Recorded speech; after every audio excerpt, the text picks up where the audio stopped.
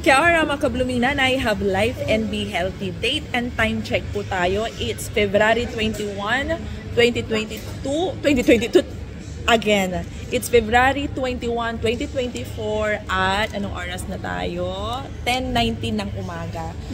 Hindi nakapasok si tatay, personal yung dahilan ba't di siya pumasok. So ang nangyari ay hinatid namin si kuya sa school at nag-visit kami sa magiging school ni Tamiris at nagstay muna kami doon ng mga 1 hour para mag-observe si Tamiris at nagpunta kami dito sa bayan para bumili ng uniform ni Tiseus. Diba nakabukuha na kami ng uniform pero bumili pa rin kami ng kanyang short kasi nga lumang-luma na yung short niya na nakuha namin sa marketplace ng libre.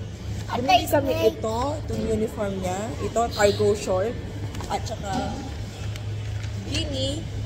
Ito lang po, itong dalawang ito is worth 57.50. Pag in-convert po natin sa Filipino peso or peso ay 2,000 na po ito. Ito lang po short at saka beanie ay almost kulang 1,977 something like that. Depende po sa palitan. So, ito lang po na dalawa na to ay 2,000 na. What if kung nabili pa namin lahat yung uniform niya, yung t-shirt at saka yung ano tawag dito, yung jacket niya, at saka yung parang cap. Kasi iba yung ano nila cap kapag summer. Kapag ito kasi bumili na kami ng beanie kasi kailangan ito sa winter pag malamig. So, ito almost 2K na. At nagyaya si tatay na kumain. Ewan ko, siguro may extra siyang pera ngayon. Kakain kami sa isang Filipino store. Filipino culinary, Filipino, ang tawag ko? Hindi naman ito canteen. This is a food court. This is not a restaurant. This is a food court. Kasi ang pinuntahan namin ay isang sinihan. Sinihan ito at saka may mga kunting mga store. At nandito kami sa Culinaria.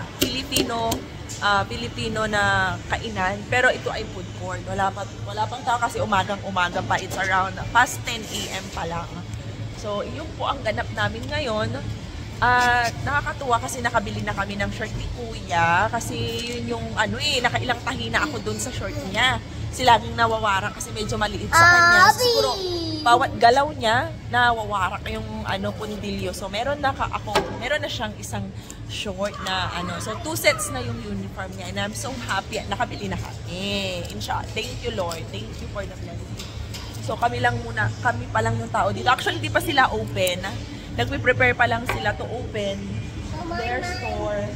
At, ayun, sabi namin maghintay na lang kami.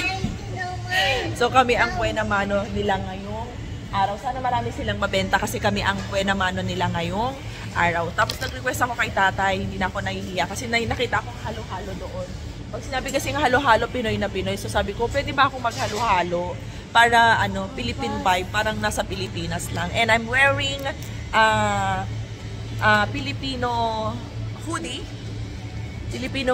from Kultura dyan sa Pilipinas. I'm proud to be a Filipino here in New Zealand.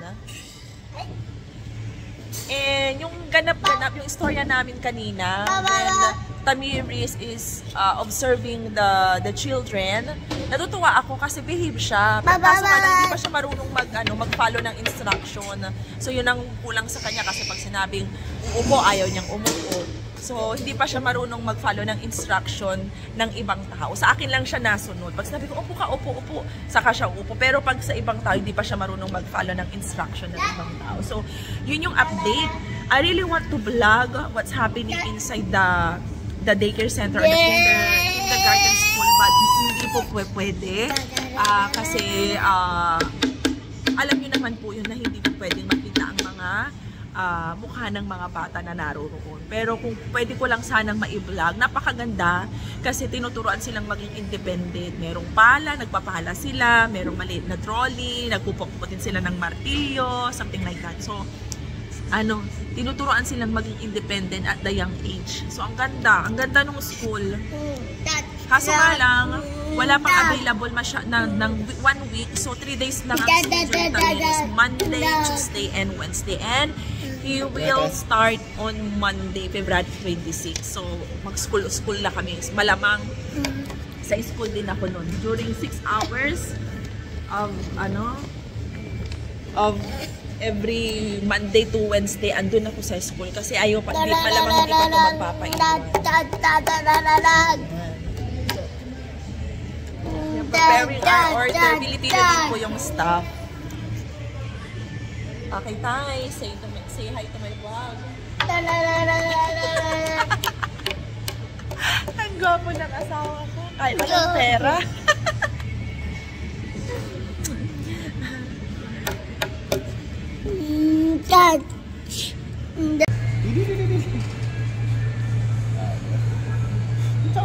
Pincha mo na yun.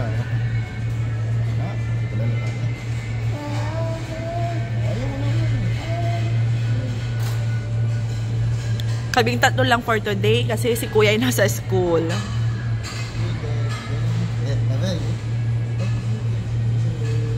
Muntik nang malit si T6. Pagdating niya, bell na. Hindi naman siya late, muntik lang. Kasi pagdating pa lang namin, nandyan na yung bell, nag-bell na.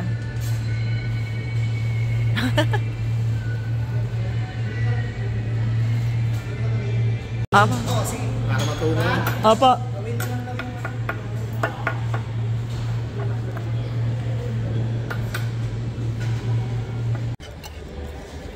Sabaw na sabaw. Kaya man sabaw. Pork belly. May makaba-kaba. Ay, salamat po. Wow, that's mine.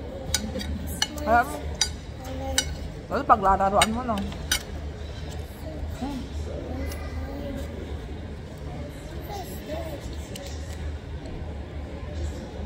Pakain mo na yung ice cream. Ganito, gano'n lang. I like ice cream. Tapos tanggalin mo yung kanin. Diyan ko ilalagay.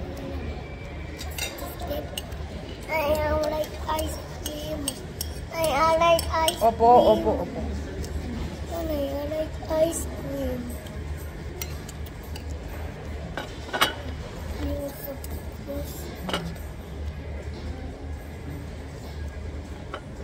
At tatay, pasuyo nga ako. Nila ano. Hindi mo na naman kakainin yung ano. Kasi may... Huwag mo nang ganyan lang. Like that. Ice cream. Ay, may ano.